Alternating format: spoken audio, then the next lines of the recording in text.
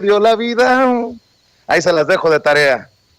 Bueno, vámonos con Jesús Lemus. Ese sí es maestro, para que vea. Le duela a quien le duela, le pese a quien. Hoy vengo muy sarcástico, fíjese. Pero es que entre más escupen el veneno estos personajes, más nos generan ganas de presentarle información que vale la pena, que creemos que sirve para abrir los ojos. Y si no me cree, déjeme saludar al maestro Jesús Lemus. Ese sí que es un periodista de a pie.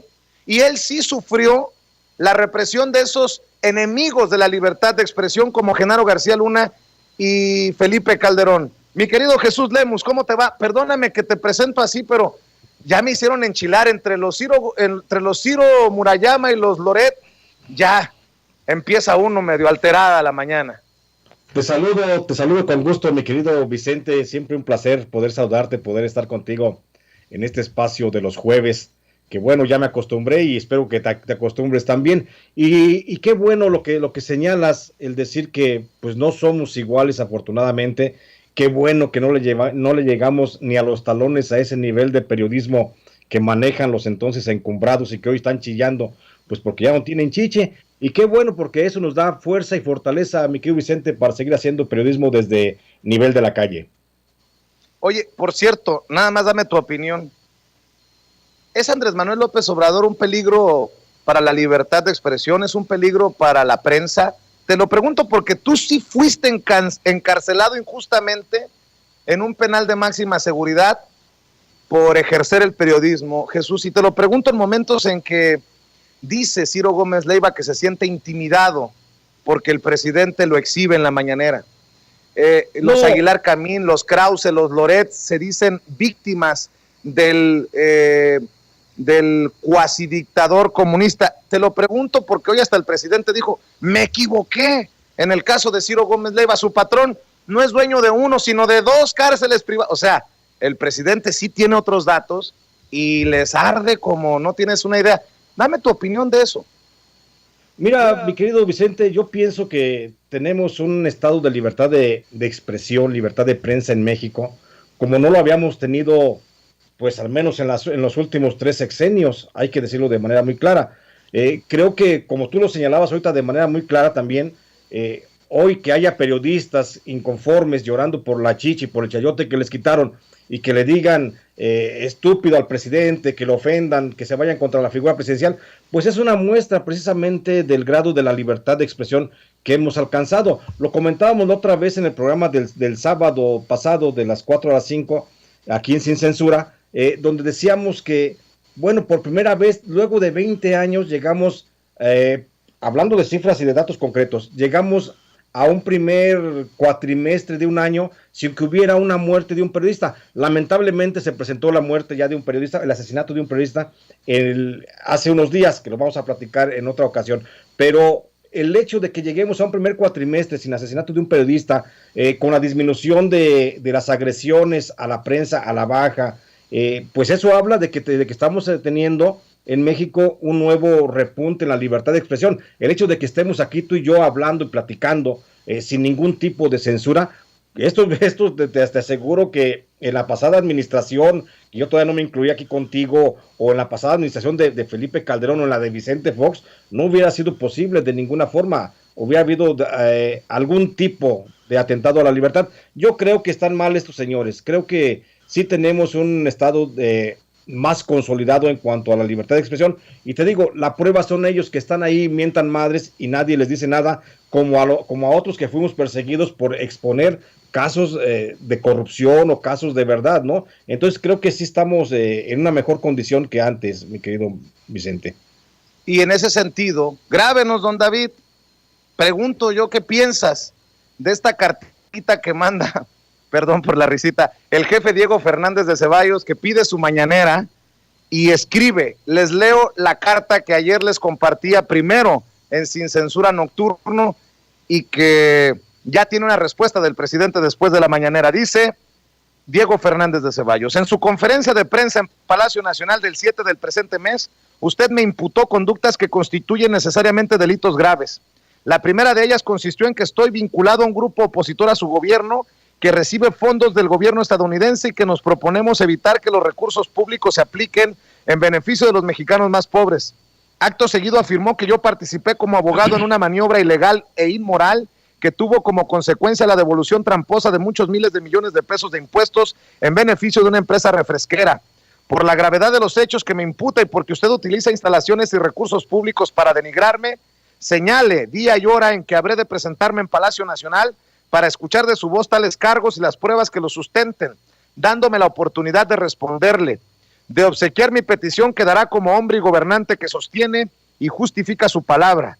En caso contrario, y si no se retracta, yo daré un paso adelante y usted resultará simplemente un difamador cobarde que denigra a México en la presidencia. ¿Y qué responde el presidente Andrés Manuel López Obrador hoy en la mañanera, Ceci?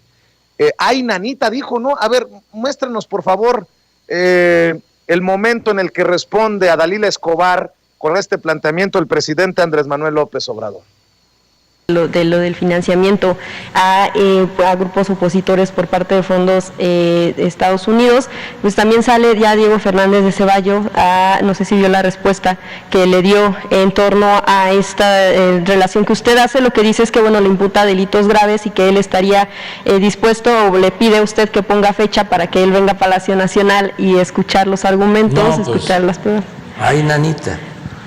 Y que en caso de que sí, o sea, de que sí lo acepte, que venga y usted le pueda decir, pues, frente a frente estos señalamientos, las pruebas que tiene, estaría usted, lo que él dice en la carta, estaría usted sosteniendo y justificando su palabra. De lo contrario, bueno, lo llamó... Déjeme a ver, Ceci, estamos viendo la exposición de Dalila Escobar, la colega periodista, y el presidente Andrés Manuel López Obrador escuchando el planteamiento para responderle contundentemente a Diego Fernández de Ceballos. ¿Ya lo tiene, Ceci? Vamos a continuar viendo y escuchando lo ocurrido en la mañanera.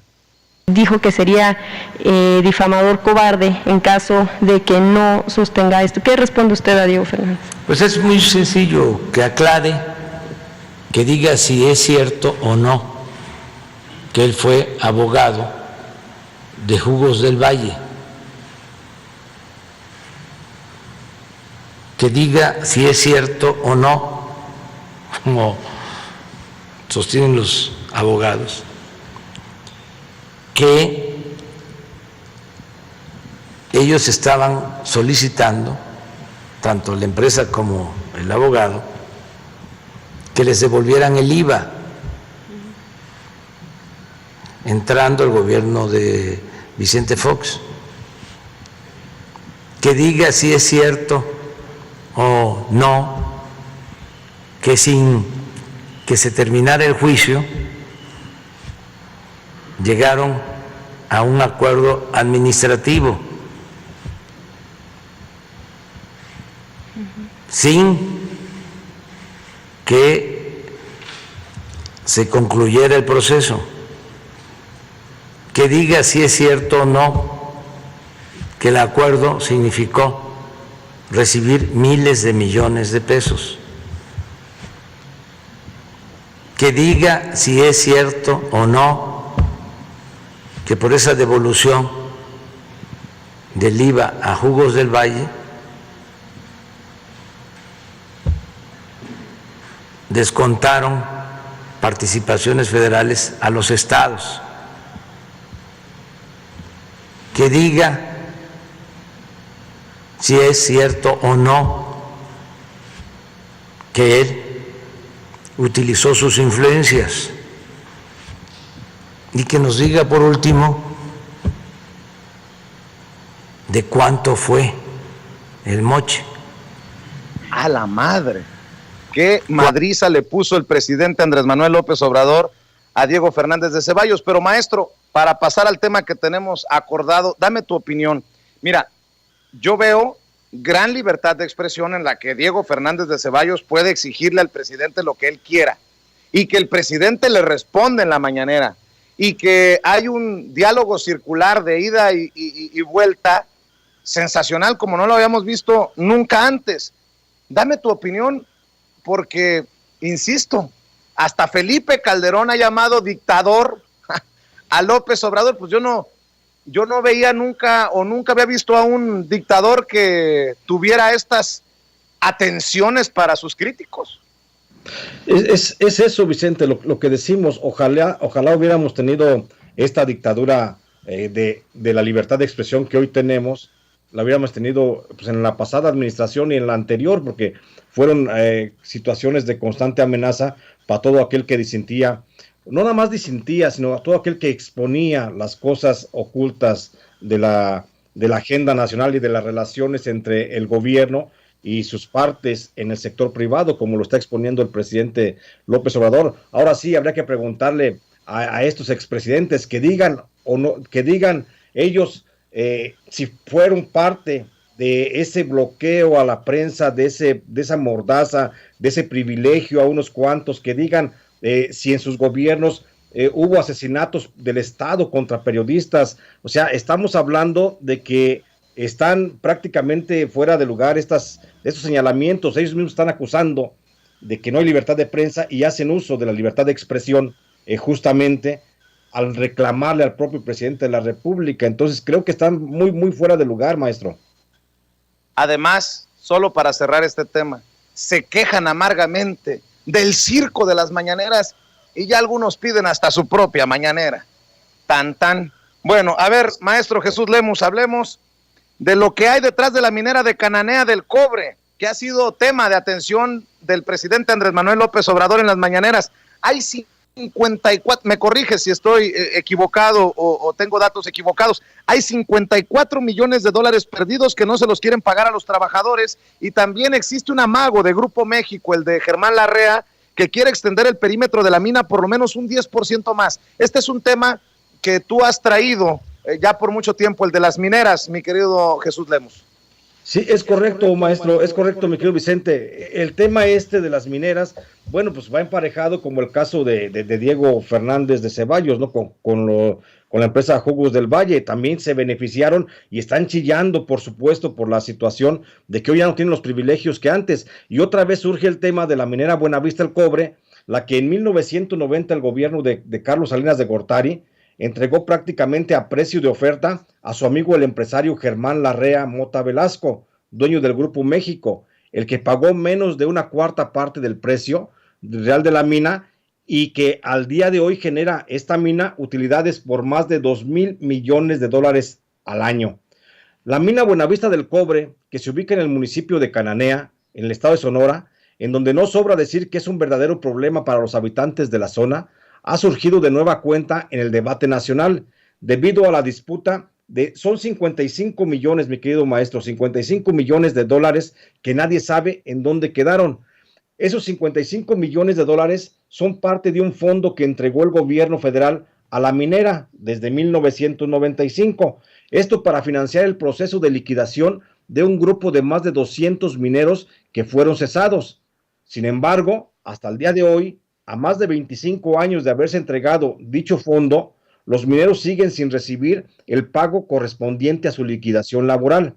Esos 55 millones de dólares, se dijo durante el sexenio del presidente Vicente Fox, fueron sustraídos por el líder del sindicato minero y hoy senador por Morena, Napoleón Gómez Urrutia, quien por ello fue objeto de una persecución judicial y fue obligado a un exilio de más de 12 años en Canadá.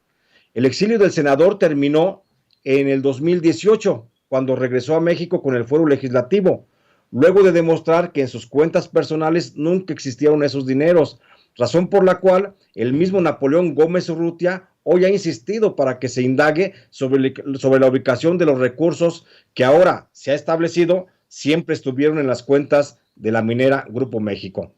Pero el tema del dinero que se debe a los trabajadores, muy delicado por cierto, es solo un pretexto para sacar a relucir el grado de corrupción bajo el que opera la mina Buenavista del Cobre de Cananea y el Grupo México.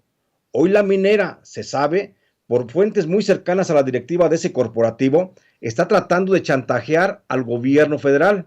Sí, maestro, así como lo oyes.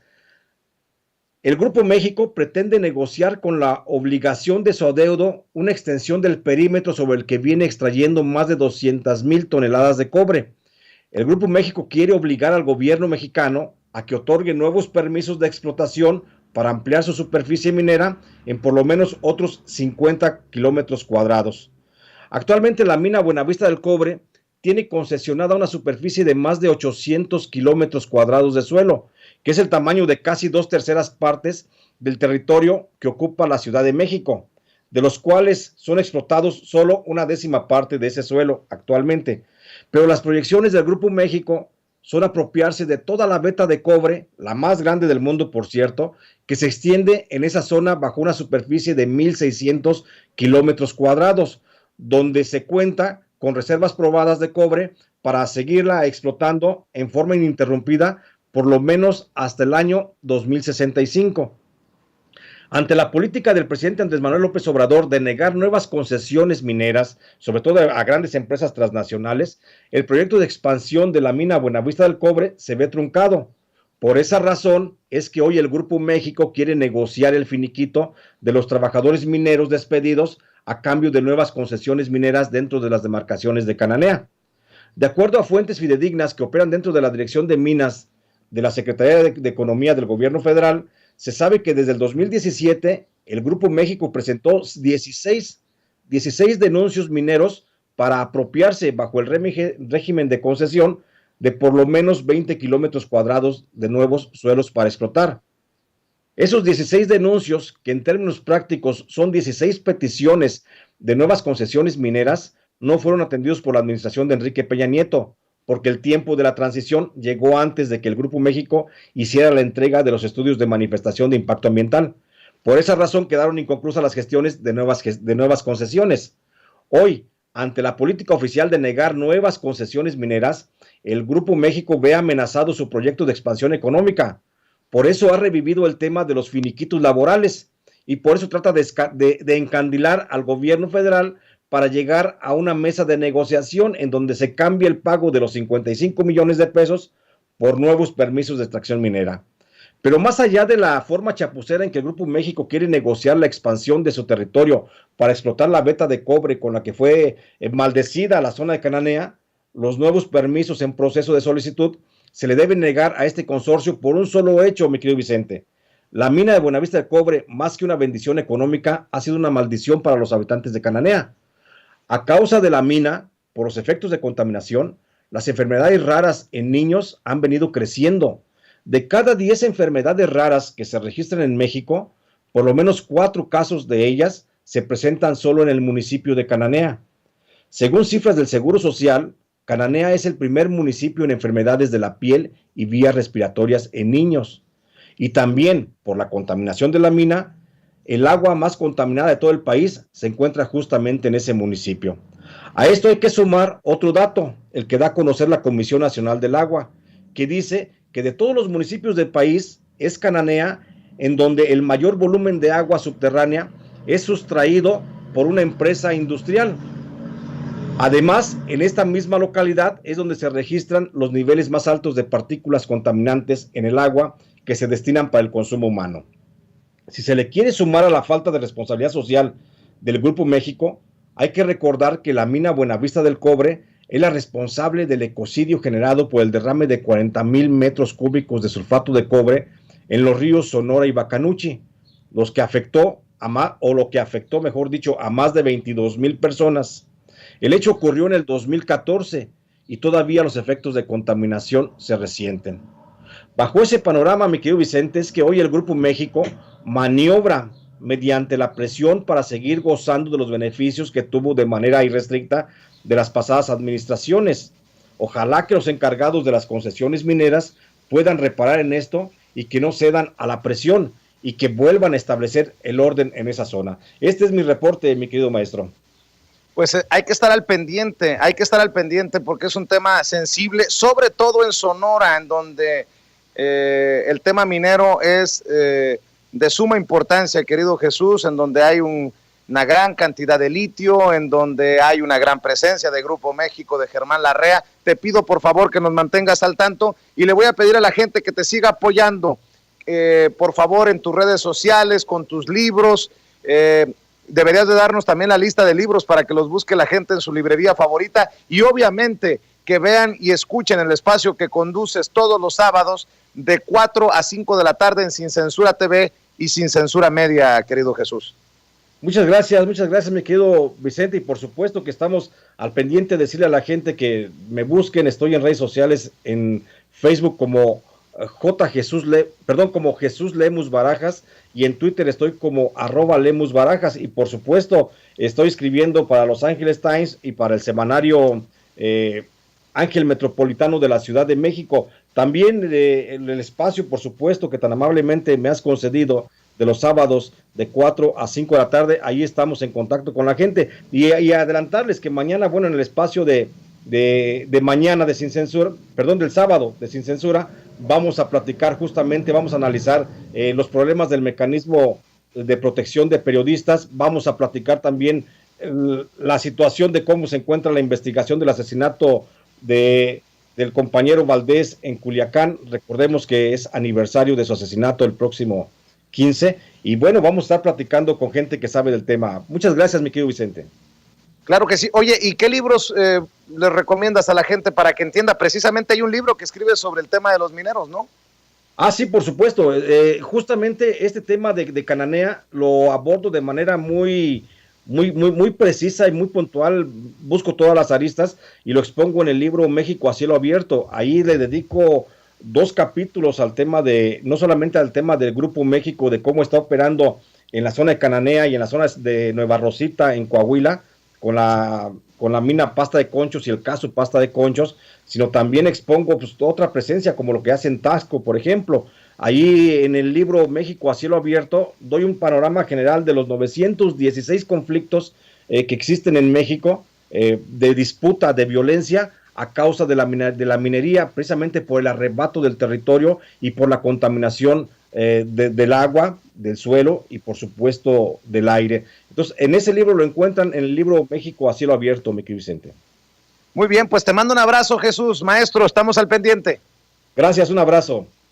Cuídese. Jesús Lemus, periodista de a pie, encarcelado injustamente en tiempos de Calderón y de García Luna. Y yo lo menciono porque aquellos que se quejan de ataques desde el poder a la libertad de expresión, que le pregunten, que le pidan una que otra leccioncita a Jesús Lemus y después hablamos.